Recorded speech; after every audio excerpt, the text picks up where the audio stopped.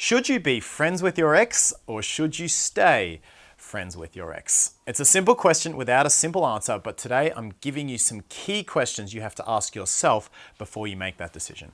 Don't forget to download the text guide, the 12 Irresistible Texts to Make Him Yours from link below, and I'll see you on the other side of this.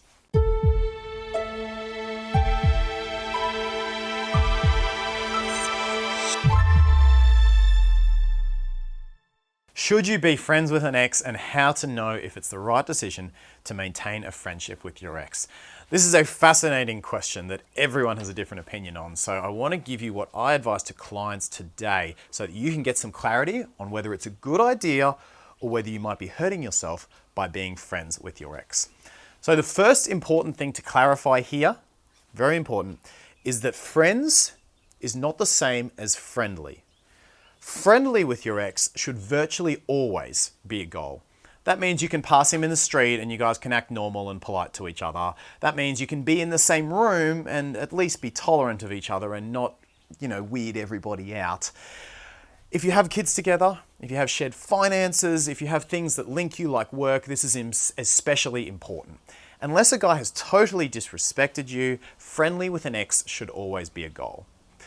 But that's not what we're talking about in this video. In this video, I'm talking about friends with an ex. Should you maintain that specific friendship? Now, being friends with your ex can demonstrate an enormous amount of emotional maturity. It shows that the two of you genuinely want what's best for each other. It shows that you can grow from it, put your feelings aside, and really want someone to go out and live their life without you. That's spectacular, and I have a ton of respect for that. But the reality is there's not that many people that can do it successfully. And in this video, I'm going to give you some questions you've got to ask yourself that will show why that is. Take Caitlin, for example. She was a woman who came to me and she said, "Mark, I'm really struggling. I've had a breakup. It was his idea, but it was very cordial. It was very respectful. It was mutual, as in I accepted his decision. It wasn't her wanting to be in the decision, but she accepted it. And she said, we've agreed to be friends. We're going to do what other couples haven't done. We're going to transition to friends, and this is going to be great. We're going to prove the crowd wrong." I'm sure you can imagine how that ended. There was a study done at the University of Connecticut that actually examined the differences in friendships between people who have never been together, so purely platonic friends, and male-female exes.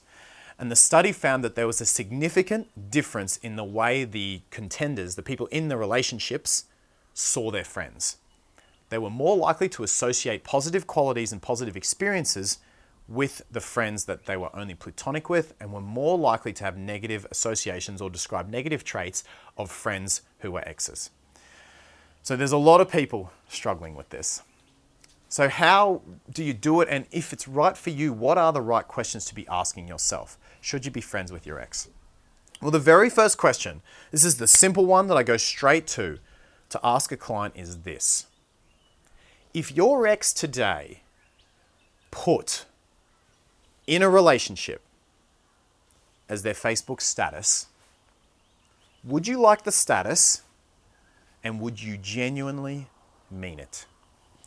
This is one of the best ways to clear out the bullshit from your head and go, do I really want what's best for my ex? Do I want to see them succeed as a friend? I'm going to talk about a few more questions in just a moment, but this is the quickest, fastest way to get clarity on your own intent. Would I be genuinely happy to see my ex in a relationship that made them happy? Here's a few other indicators you can use to know if being friends with an ex is a good idea. Number 2. You've had 90 days or more no contact with your ex. I've very, very rarely seen, as a dating and relationships expert, any couple go immediately from couple to friends. The vast majority of successes are couples who've taken a break. So if you haven't had at least 90 days no contact, time to heal, time to get closure, time to process the emotions, time to learn your lesson, it's very unlikely you'll be able to transition to friends with your ex successfully. Number 3, did things end mutually and respectfully? Respect never gets forgotten. And the reality is if there was a lot of disrespect, negativity in your breakup, it's very unlikely you'll be able to get back and be friends with your ex without those prior arguments and prior resentments showing up again. If your relationship ended mutually and respectfully, that's an indicator you might be a real shot at being friends with your ex. Number 4, You're not doing it for his emotional support. So we come back to intent again, and one of the common themes I see with women, like Caitlin, who want to be friends with their ex, is if they're honest, they really want to maintain that emotional support. They want to have him there as part of that network. So if you're going to be friends with an ex, it's really important that you've gone away, that you've had your own friends be there for your support, that you've used them as your emotional backups, and that you're honestly no longer leaning on him as any of your emotional support. If you're going back or wanting to be friends with an ex for emotional support, it's the wrong reason, the wrong intent to do it. Number 5, you're not doing it to hurt him. Now you might say, well, that's ridiculous, Mark. Like, why would I go and be friends with an ex just to hurt him? And this isn't something you do consciously, but we all kind of have this instinct to want to get back at someone when they've rejected us, right? It's not an instinct we're proud of, but it's an instinct we have to own. And so perhaps if you've just gotten a new boyfriend or had a big recent success in your life, you might be feeling on top of the world and you go, now I can see my ex again, now I can do that friendship. Is it coming from the best place?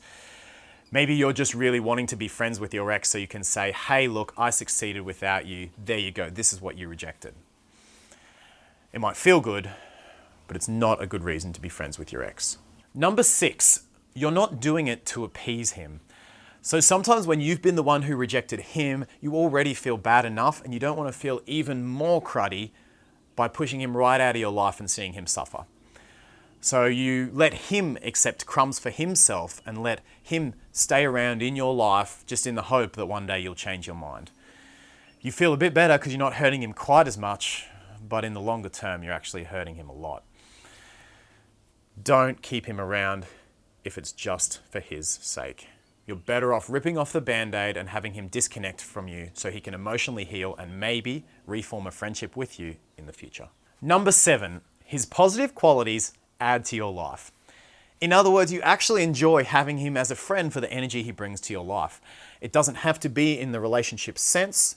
His positivity, his laughter, the things that you can appreciate him for on a friendship level still add to your life.